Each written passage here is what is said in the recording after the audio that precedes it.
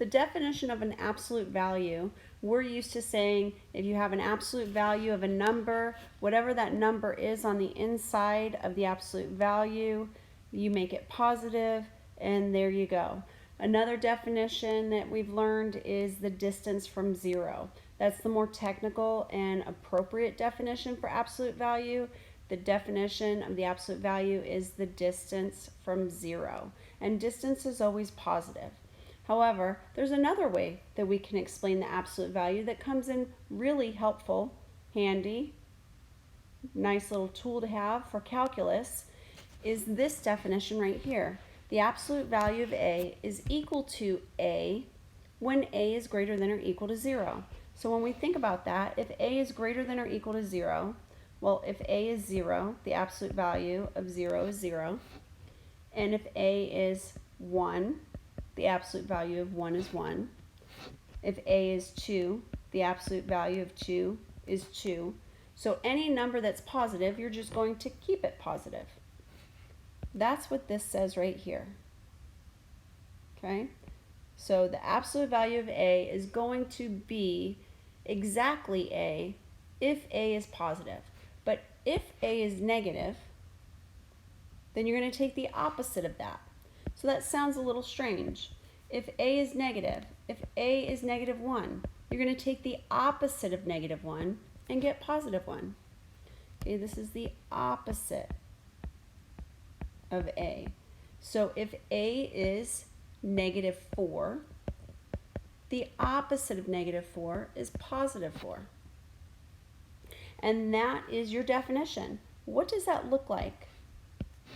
Well, you know what the absolute value of A looks like. Pretend that it's an X.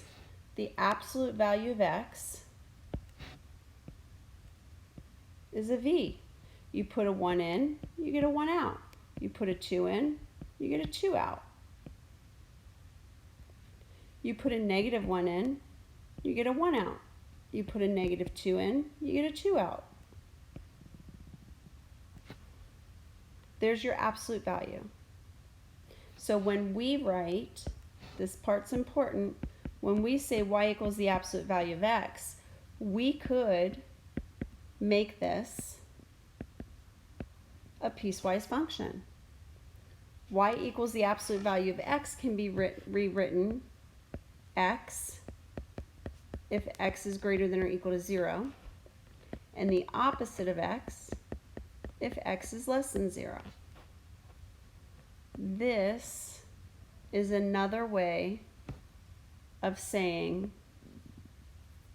y equals the absolute value of x. Same thing. So let's practice real quick here. If I have the absolute value of 2a, that would be, as a piecewise, exactly 2a if a is greater than or equal to 0, and it's going to be the opposite of 2a if a is less than 0. Okay, I think we're getting the hang of it. The absolute value of negative a. Well, the absolute value of negative a is going to equal negative a if a is greater than or equal to 0. So let's think about that. If a,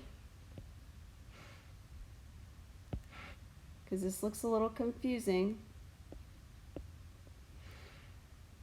if a is 2, the absolute value of negative 2 is equal to the opposite of a.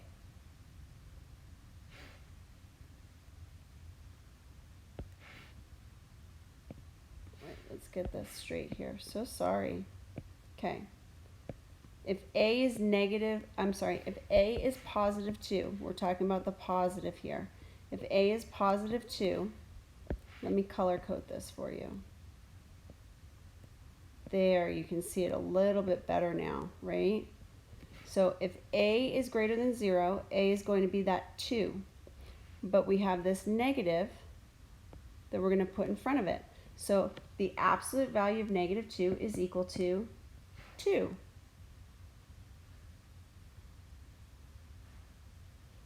So I think that I put a negative in here and I wasn't supposed to.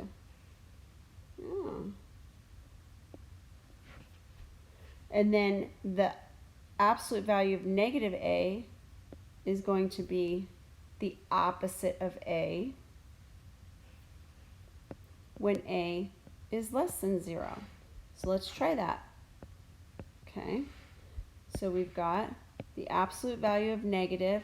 Now if a is negative 4, the opposite of negative 4 is positive 4. And it's true. The absolute value of negative 4 is positive 4. Okay, so you're going to want to kind of work through this the same way I am.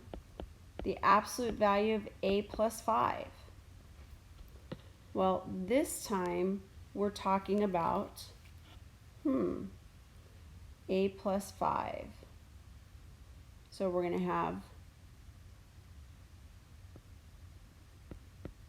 a plus 5 when a is greater than or equal to negative 5.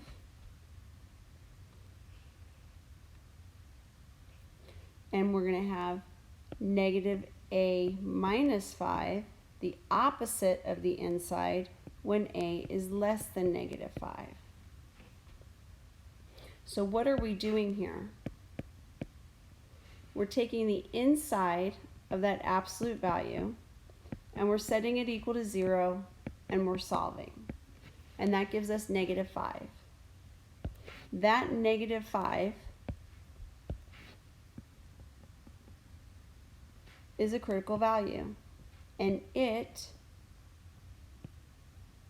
is going to be your critical value with respect to your inequalities. You're going to have values greater than or equal to that number or less than that number. So your absolute value is going to remain exactly like it is when a is greater than or equal to negative 5. However, you're going to take the exact opposite. The opposite of a plus 5 is negative a minus 5. And that's where this comes from, negative a minus 5. It's going to be the exact opposite when a is less than negative 5. And you can try values and see what you get. But that's a true story. That is a true story there.